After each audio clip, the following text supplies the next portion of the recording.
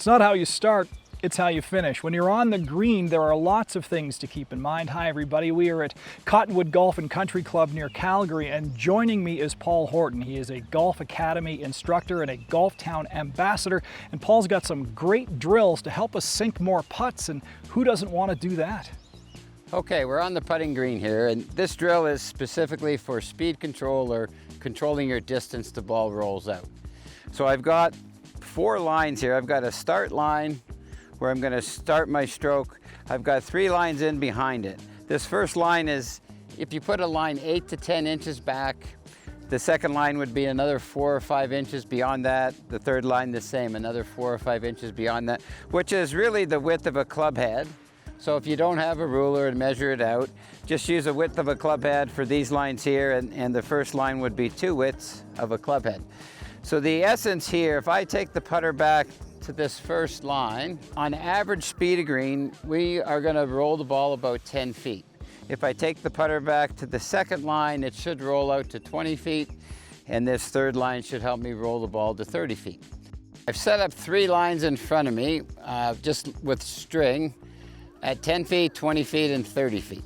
So what I'm going to do to start with is set up to the first ball, and I'm going to try to take my backstroke back to the first line and roll the ball about 10 feet.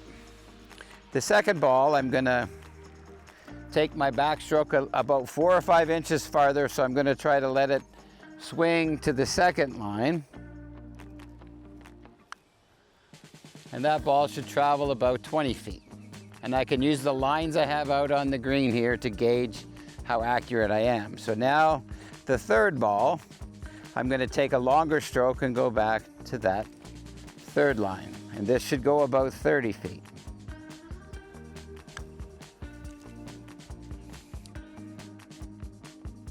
If you follow this drill, you'll find your speed control or controlling the distance the ball is going to roll out much better, thus lowering your scores.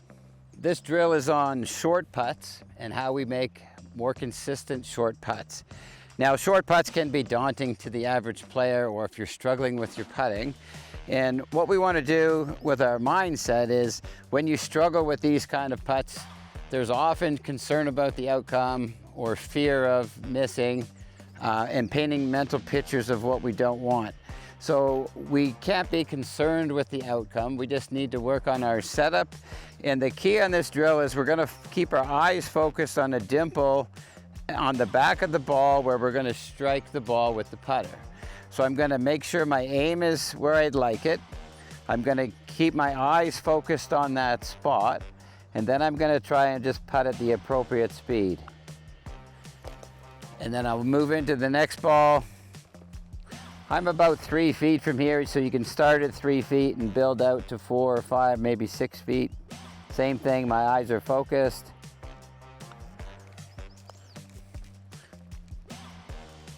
Nice and steady, it keeps everything steady, and then I'm just going to stroke it the appropriate speed. And if you find success at 3 feet, let's move out to 4 feet. And to 5 feet, and maybe all the way to 6 feet.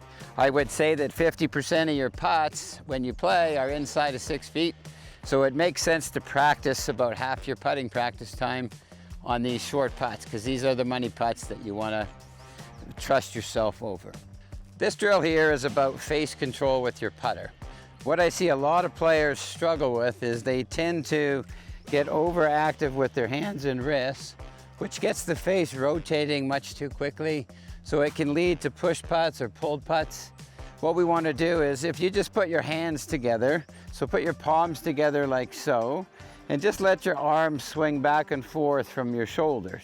So what we're trying to do here is reduce or eliminate this overactivity with the wrist. So you'll find your hands can push against each other.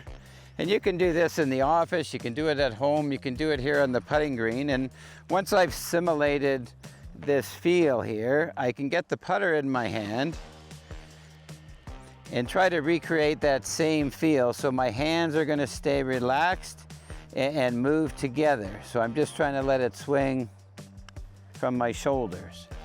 So if you can remember to keep your hands stable and quiet through the stroke, you'll find that you can start your ball on your intended line and ultimately lead you to lower scores.